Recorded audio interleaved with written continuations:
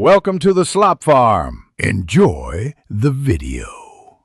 You start by signing into the Google account that manages the storefront because Control simplifies removal. Once signed in, open Google Maps and locate the exact shop listing by name or address. Confirm business hours and photos to be sure. If you own the profile, proceed to the Business Profile Manager. If you are a visitor, prepare to use the Suggest and Edit or Report a Problem options. This initial decision determines whether you edit directly or request Google intervention.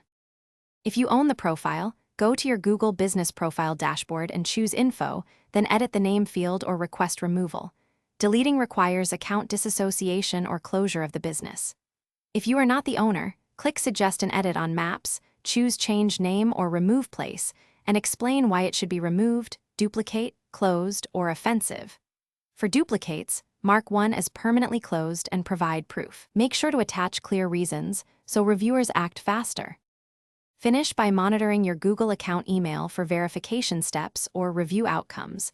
Updates often take 24 to 72 hours. Once done, clear your Maps cache or use a different device to confirm the name is gone. If Google rejects removal, you can request owner transfer through the business profile or submit a formal legal removal request if the listing violates privacy or legal rights.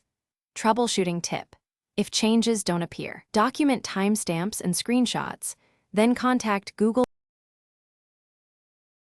Thanks for watching. Consider subscribing if we helped you today.